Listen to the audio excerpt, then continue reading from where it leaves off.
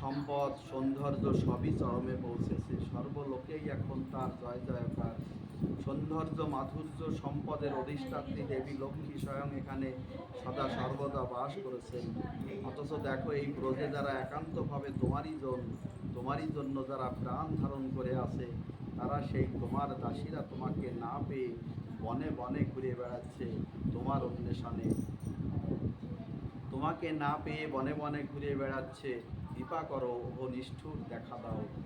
ভগবানকে যখন পাওয়া যাচ্ছিল না সেই রাসস্থলিতে, কারণ কি, গোপীদের একসময় অহংকার এসে গেছিল। অহংকার কেন? অহংকার এই জন্য এসেছিল যে আমি ছাড়া, মানে যখন রাসনৃত্য হচ্ছে তখন ভগবান গোপিকারা দেখছে কি, গোপিকারা কি দেখছেন, যে শুধু ভগবান আমার কাছেই আসেন, কৃষ্ণ শুধু আমার কাছেই আসেন, আর কারো কাছে নেই। এটা একটা অহংকার যে আমি ভগবানকে পেয়েছি, অর্থাৎ আর কেউ পাইনি। তা ভক্তি পথে আমাদের যেন এই অহংকার না আসে যে আমি অনেকটা এগিয়ে গেছি, আমি 16 মালা জপ করি, আমি প্রসাদ ভোজি, আমি গীতার পাঠ করি, আমি ভাগবত পাঠ করি, আমি বড় ভক্ত, অন্যরা ছোট, আমার সংগঠন বড়, আমি বড় জায়গায় আছি, আমার গুরুদেব বড়। এই বড় বড় হাম বড় এই বড় বড় ভাবনা যত আসবে তত ভক্তি আস্তে আস্তে কমতে থাকবে। ভক্তি বোঝা যাবে না, কারণ আমি তো যেমন জপ করছিলাম, যেমন যা করছিলাম সবই করছি, কিন্তু আমার ভিতরে ভক্তি কমবে। ভক্তি আস্তে আস্তে কমতে শুরু করবে। কেন ভক্তি কমতে শুরু করবে? কারণ আমার ভিতরে অহংবোধ এসেছে যে আমি বড়। এই বড় ভাবনা কখনোই হবে না।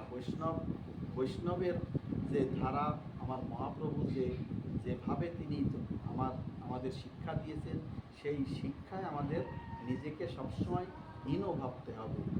তৃণারূপী শনিসেন তরুরূপী সহিষ্ণু না অমানিনা মানদেন কীর্তনিয়া সদা হরি। অর্থাৎ নিজেকে তৃণের মতো রাখতে হবে, অর্থাৎ আমার উপর দিয়ে চরণ রেখে যারা যাচ্ছে তাদেরও সহ্য করতে হবে।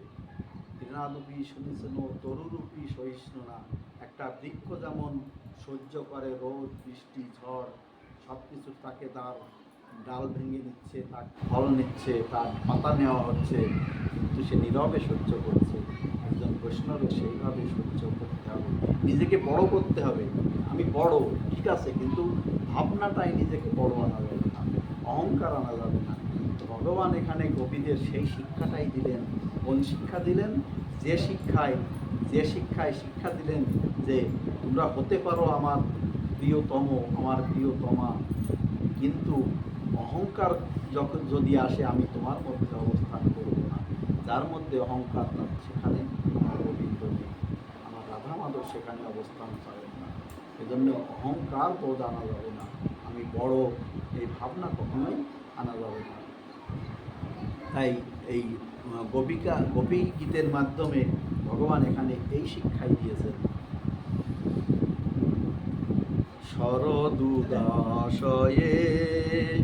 সাধু জাত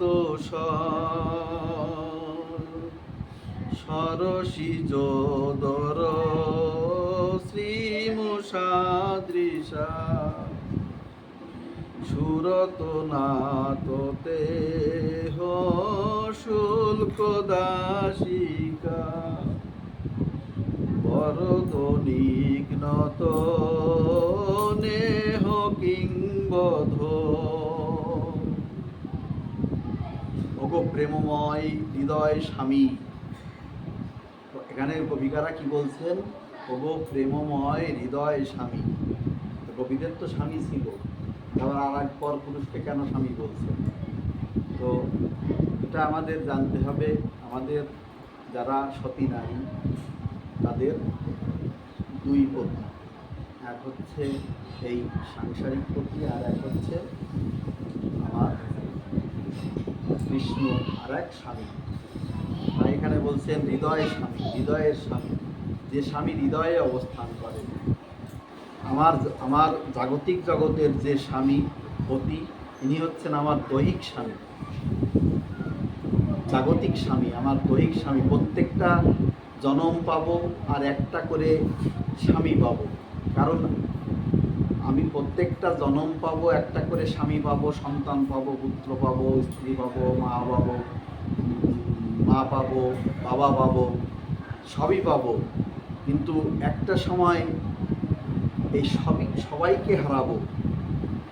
খেলার সাথী ছিল গো যারা, শেষের দিনে নয়কো তারা। অর্থাৎ এই দেহ যখন থাকবে না, এই যে আত্মীয়, আমার পিতা মাতা, আমার সন্তান, এই সবই দেহতীত সম্পর্ক, এই দেহের সম্পর্কে তারা আত্মীয়। আর আমার গোবিন্দ কোন আত্মীয়? তাই এখানে কবিকারা কি বলছেন? হে আমার প্রেমময় হৃদয় স্বামী, যিনি হৃদয়ে অবস্থান করেন তিনি আমার হৃদয় স্বামী। বলছেন, ওগো প্রেমময় হৃদয় স্বামী, শরতের সরোবরে অপরূপ সৌন্দর্যের পসরা নিয়ে বিকশিত হয় যে অমল কমল, তার কর্ণিকার সম্পূর্ণ শোভায়িত সুরি গেছে তোমার অতুল চোখ দুটির কাছে। কথাটা একটু বোঝার চেষ্টা করতে হবে। শরতের যে বিকশিত যে পদ্ম, সেই পদ্মের ভিতরে যে পদ্মের কমল, যে পদ্মের পাপড়ি থাকে, পাপড়ির ভিতরে যে থাকে, সেইটাকেও মিলান করে দিচ্ছে তোমার মুখমণ্ডল, আমার গোবিন্দের মুখমণ্ডল তুমি মিলান করে দিচ্ছ। তো সেই শরতের সেই কমল, সেই পদ্ম আমরা ভুলতে পারছি না। যখনই আমরা কমল দর্শন করতে যাচ্ছি, সেখানে তোমার মুখ কমল ভেসে উঠছে, আমরা তোমাকে দর্শন করছি। হে গোবিন্দ, হে মাধব, আমাদের দর্শন দাও, তুমি ফিরে এসো।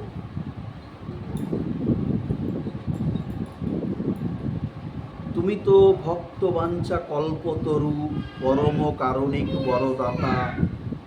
ভক্ত বাঞ্ছা কল্পতরু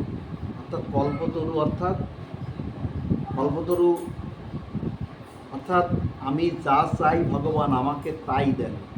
এটাই হচ্ছে ভগবানের কল্পতরু। বাঞ্ছা মানে যা আমি বাঞ্ছা করি, ভগবানের কাছে আমি যা বাঞ্ছা করি। দেখুন, আমরা সমস্ত দেবদেবীর আরাধনা করি, পূজা করি। কেন করি? ধন দাও, দৌলত দাও, সুন্দরী দাও, এইভাবে দাও করতে করতে আমাদের জীবনটা শেষ হয়ে যায়। এই যে দাও আমরা চতুর্দিকে করি, এই দাও যদি শুধু গোবিন্দকেই করি, বাঞ্ছা কল্পতরু, গোবিন্দ হচ্ছেন বাঞ্ছা কল্পতরু। অর্থাৎ তুমি যা বাঞ্ছা করো, গোবিন্দ তোমাকে তাই দেবে। গোবিন্দর কাছে ধন চাইলে গোবিন্দ ধন দেবেন, পুত্র চাইলে পুত্র দেবেন, কিন্তু গোবিন্দর কাছে সেইভাবে চাইতে হবে। যদি জাগতিক চাহিদা থাকে তাহলে চাইবেন, পাবেন, কিন্তু ভক্তরা এইভাবেও চান না। ভক্তরা কি চান? ভক্তরা চান আমি যেন জন্মান্তরে আমি যদি কৃমির কীট হয়ে থাকি, আমি যদি যাই করে আমাকে পাঠাও না কেন, আমার জনমে যেন তোমার চরণের দাসী হয়ে থাকতে পারি, তোমার চরণ সেবা করে যেতে পারি। এটাই ভক্তের একমাত্র কামনা থাকে। নট ধন কখনোই ভক্তরা চান না। কিন্তু যদি মনে করেন আমি চাইবো, আমার ধন দরকার, গোবিন্দর কাছেই চাইবেন, গোবিন্দ আপনাকে ধন দেবেন। গোবিন্দ এটাই বলেছেন, কবিকারা কি বলছেন? ভক্ত বাঞ্ছা কল্পতরু, ভক্ত যা বাঞ্ছা করে কল্পতরুর মতো তিনি তাকে তাই দেন। পরম কারণিক বরদাতা, বরদান করেন। বলতো, শুধু অস্ত্রের দ্বারা বধ কি বধ? চোখের দ্বারা বধ করলে তা কি ইহলোকে বধ বলে গণ্য হয় না? গোবিন্দকে বলছেন, শুধু অস্ত্র দিয়ে বধ করলেই কি মানুষকে মারা যায়? মানুষকে কি অস্ত্র দিয়ে বধ করা মারা যায়? তোমার যে চোখের চাহনি, তোমার যে আকর্ণ বিস্তৃত যে চোখ, এই চোখের দিকে যে একবার তাকিয়েছে, সে আর জগতের সংসারকে সে আর করতে পারেনি। সংসার করা যায় না। একবার যদি গোবিন্দকে ভালোবাসে, একবার যদি গোবিন্দ, শুধু তার চোখে তাকানো না, গোবিন্দকে যদি একবার কেউ মনের কল্পনায় এনেছে, মনের কল্পনায় আনলেও তার আর সংসার করা কিন্তু সেইভাবে আর হয় না। অর্থাৎ যারা একবার ভক্তি পথে এসেছেন, যারা একবার ভগবানের চরণে আশ্রয় নিয়েছেন, দেখবেন সংসারে যত বাধা থাক, অনেক পরিবারে আছেন একজন ভক্তিপথে এসেছেন, তাদের যে কত বাধা, তাদের যে কত কিছু সহ্য করে তাদের এই পথে থাকতে হয়, তবুও তারা ছাড়েন না। কেন ছাড়েন না? গোবিন্দর চরণে তারা আশ্রয় নিয়েছেন, গোবিন্দকে ভালোবেসে ফেলেছেন, জগৎপতিকে হৃদয়ে স্বামী করে নিয়েছেন। তাদের আর বাঁচার কোনো পথ নেই, তাদের এই সংসার তাদের তুচ্ছ।